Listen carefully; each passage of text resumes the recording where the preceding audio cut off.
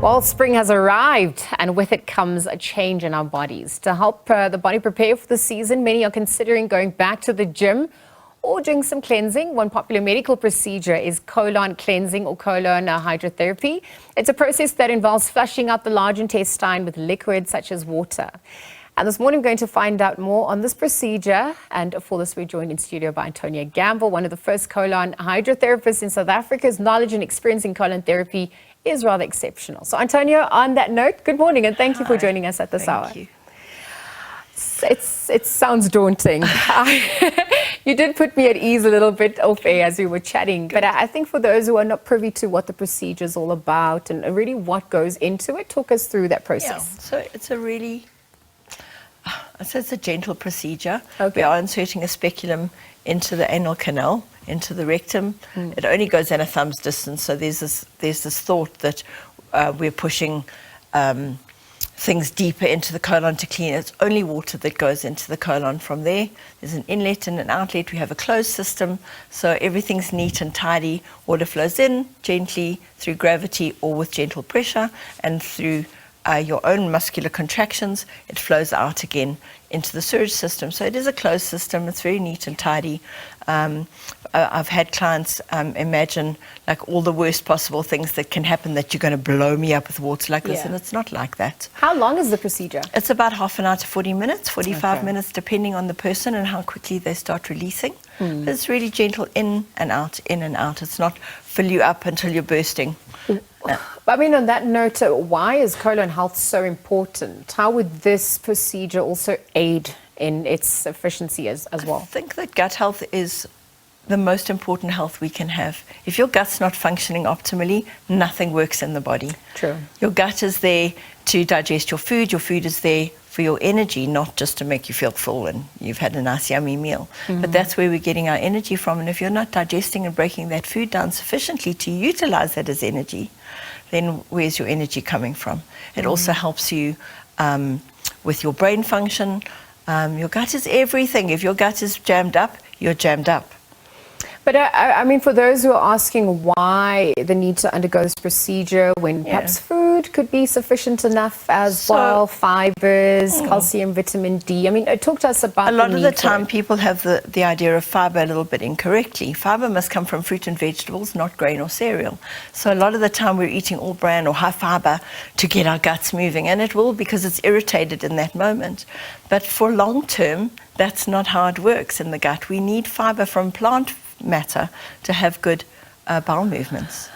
What are the do's and don'ts, though, in this procedure, and perhaps also leading up to it? I mean, is there a special diet one has to follow? What do you encourage clients to undergo? The most important thing that I can say to anybody if you're wanting to change your gut health is learn how to chew your food. Digestion begins in your mouth. Your stomach doesn't have teeth, so chew your food. You know, once you've chewed your food sufficiently, then your body can break that food down a little bit more, and you're going to utilize that nutrition that you've given the gut, and then you'll have that fiber available that holds onto water, that can then give you a nice firm bowel movement, not a dry, hard or sticky one that we land up with when we're eating a lot of cereal and drinking cow's milk. And perhaps also navigating the stresses of this world, because that seems to be a standard in modern day society. Yeah. What are the costs associated with all of this procedure? How accessible is it as well? I'd say it's generally quite accessible. Okay. I would say that if you're going to a colon therapist and they're charging you 400 Rand, think again. Sometimes you do get what you pay for. And so the cost that we're looking at, anywhere between 800 and 1,000 Rand for a treatment. Obviously, there are specials if you book in bulk. And I would recommend that when you're starting with the treatment that you would do 3 to begin with. And then you can do a maintenance of once a month. It really depends on your needs. I have clients who come once a week for a treatment, depending on, they travel a lot, they're eating out a lot, they're needing a little bit more assistance. Someone might have cancer, or they're dealing with an autoimmune disease. We need to give them a little bit more assistance. But for somebody who's got constipation, which is generally why people come to me, bloating, that's another big one, because people are not calm when they're eating. They're too busy eating on the run, they're standing, they're eating while they're working on the computer. You're not eating, you're working. So sit quietly when you're eating. Make sure you're digesting your food well. Be with your food, chew your food really well. Your tummy doesn't have teeth, and the enzymes that we need in our mouth to to digest our food must come from here. But I mean, it's also about what we're consuming as well, right? Yes. Because fast foods is the calories, and it's obviously not aiding our the strain that we're putting on our stomachs. I generally say you want to eat from the tree, not from the factory. So we want to eat as little processed food as we possibly can. It's going to get in the way. We're going to eat a burger. We're going to eat a pizza. But it shouldn't be our daily diet. Sure. Your daily diet should be more fruit, fiber, vegetables, healthy protein, clean protein, preferably not overly processed foods with all the E numbers and all the chemicals and preservatives that comes with. Are there risks associated for those who come for, I mean, what are the do's and don'ts perhaps after the procedure? Dehydration, I'm thinking the loss of electrolytes as well. What do you advise? Not necessarily clients? like that. Because we're inserting water into the colon, you're actually hydrating. Oh, okay. We use filtered water. It's very clean water. Okay. If you were having a colonic procedure that was 3 hours, yes, you'd be dealing with...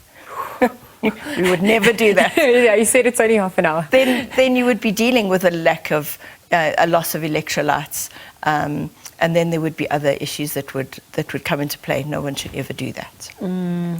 But a one-off colonic isn't changing your gut biome either. It's actually creating a nice, healthy environment for your gut bacteria to rejuvenate and recolonize. And then there's more gifts that come with that. Afterwards, the procedure, I would definitely recommend that you drink a lot of water. You can have a detox effect. We are cleaning the colon, and when that happens, you're cleaning the liver as well. The liver then gets a chance to dump its old toxicity, and then your kidneys get a knock-on effect. So you're getting this beautiful domino effect just from having a half-hour procedure where you're flushing your colon with water. Generally, my clients leave feeling energized, lighter. It's like, oh, there's space, I can breathe. You know. Does it also have weight loss benefits as well? I mean, are you able to speak to that? The weight loss comes in because you're changing what goes into your mouth. Okay. So when you're conscious of how you're eating, you know, obviously that is going to affect your weight. Okay. The colonic itself is not going to make you lose weight, but it's how you eat around that that will assist that. How do people contact you to find out more? What goes into that? I have a website. Well? My business called Colon Hydrotherapy. I am online. I have a Instagram at Antonia Gut Health.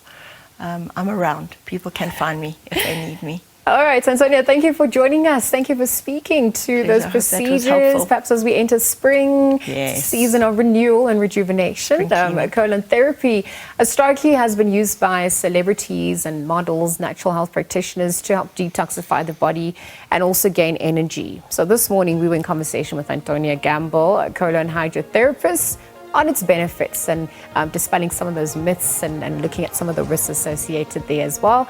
It's about a half an hour procedure that she spoke, that she mentioned as well. But we're going to leave it there and take a quick ad break. Right after this, we explore 30 years into our democracy. We shine a spotlight on the Springboks.